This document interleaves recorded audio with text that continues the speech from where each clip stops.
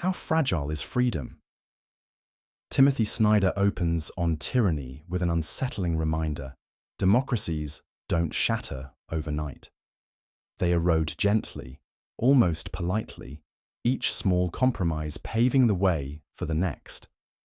Published in 2017, Snyder's book emerged amid rising concerns about democracy's retreat worldwide. Drawing from Europe's darkest hours, Snyder, a Yale historian, issued 20 urgent lessons for defending democracy. Not theoretical musings, but clear, practical guidance from the brutal realities of history. The first sign of tyranny, he warns, isn't violence or chaos. It's subtler.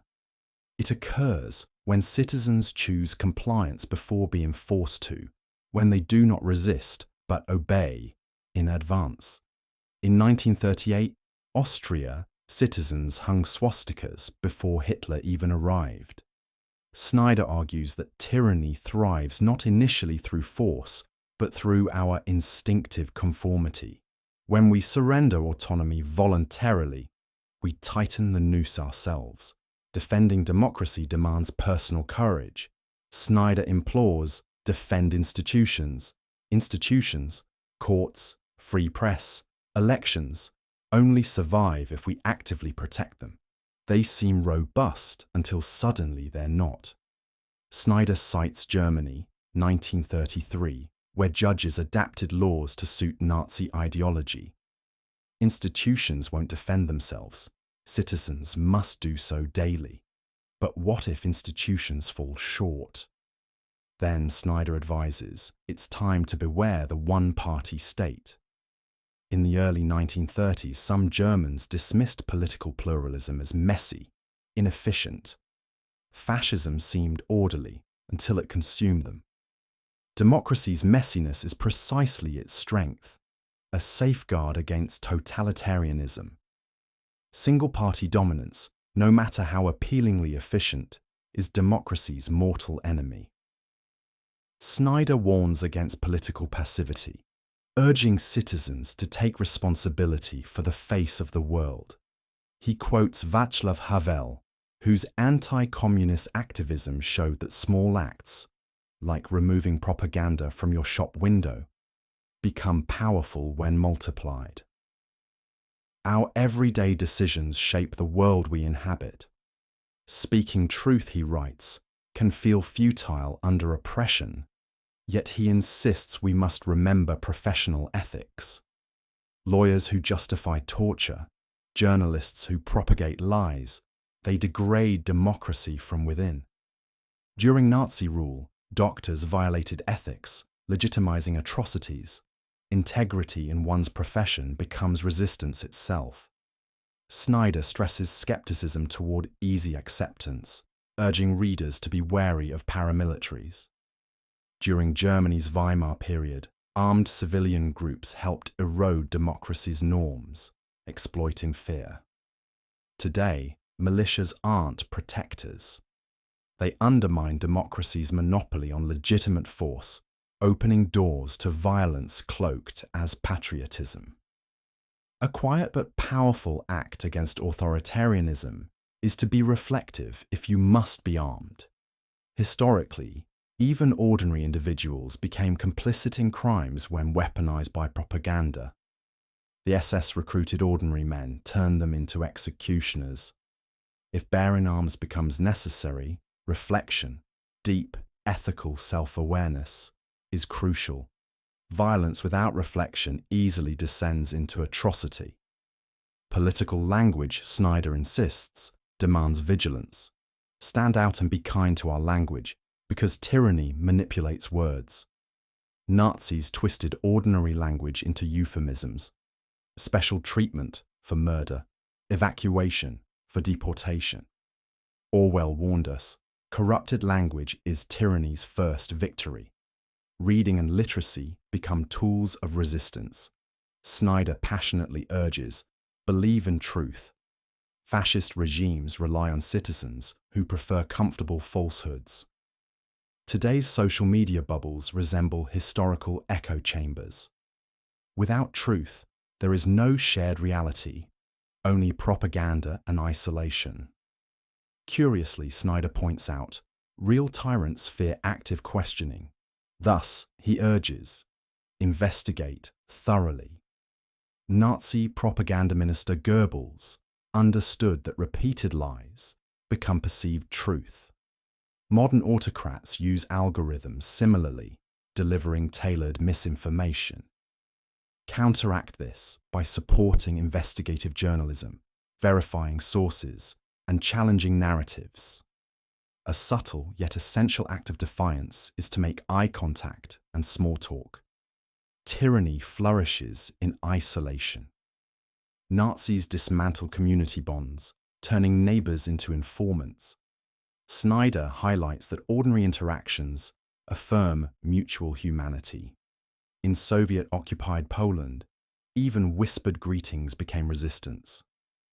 Small connections maintain the social fabric that tyranny desperately wants unraveled. Democratic action, Snyder emphasizes, must be physical. He urges citizens to practice corporeal politics. Tyrants prefer a docile populace, glued to screens, passive and isolated. But bodies gathered publicly, in protests, marches, vigils, represent democracy's visceral strength. Tyranny fears crowds because collective presence demands accountability. From Selma to Solidarity, bodies in public squares have changed history. To protect our inner freedom, Snyder counsels, we must consciously establish a private life. Authoritarianism thrives on surveillance, knowing everything about everyone. Nazi Germany's Gestapo, East Germany's Stasi relied on intimate knowledge for control. Snyder calls privacy revolutionary. Reading, thinking, communicating away from surveillance preserves individual autonomy and democracy itself. Yet privacy alone isn't sufficient. Snyder advises us, contribute to good causes. Tyranny counts on public indifference. Supporting civil society, NGOs, free media, legal defense becomes democracy's lifeline. Historical examples abound. Underground schools under Nazis, human rights groups under communism. Democracy survives when citizens actively nurture it. To comprehend modern threats, we must look abroad. Snyder stresses we learn from peers in other countries. Today's authoritarian tactics echo past regimes. Viktor Orban in Hungary or Erdogan in Turkey didn't seize power violently. They dismantled democracy from within, stacking courts, manipulating media. Observing such parallels isn't alarmist, it's practical self-defense. Language matters profoundly. Snyder urges readers, listen for dangerous words. Terms like terrorism, emergency, or foreign agents historically justified democratic erosion.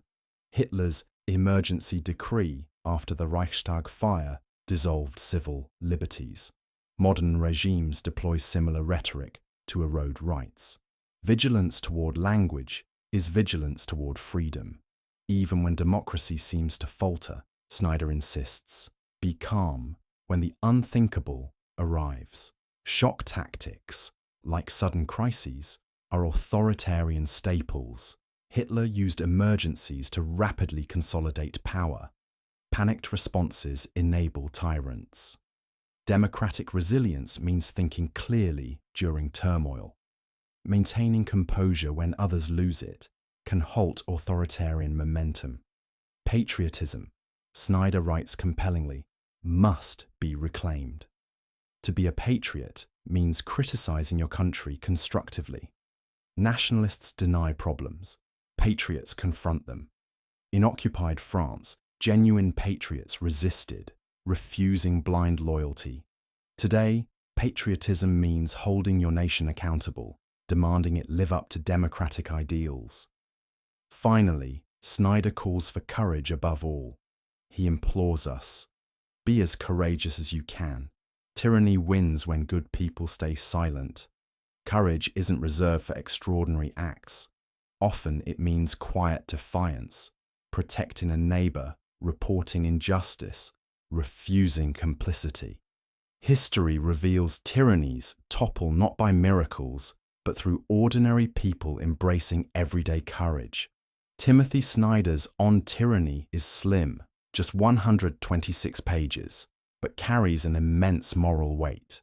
Snyder writes urgently because democracy isn't guaranteed. It's fragile, contingent on active, mindful citizenship. Each lesson he offers is historical, practical, immediate. These aren't just tips for survival, they're blueprints for collective freedom. Snyder's insights aren't merely historical anecdotes. They reflect today's headlines: rising nationalism, democratic backsliding, media manipulation. Democracies don't collapse in dramatic ruptures. They erode incrementally. But just as incremental are the defenses Snyder proposes. Small, courageous, daily acts that preserve freedom. In the end, Snyder reminds us, democracy's future isn't predetermined. It depends on us. Our willingness to question, engage, show courage. Our recognition that each action, reading truthfully, connecting socially, speaking accurately, matters. Each step away from tyranny is a step toward freedom. On Tyranny isn't a history lesson. It's a call to action, a timely plea that we learn from yesterday to protect tomorrow. It reminds us that vigilance, courage, and active citizenship aren't optional. They're essential, because democracy isn't a state. It's an activity. It lives only as long as we breathe life into it.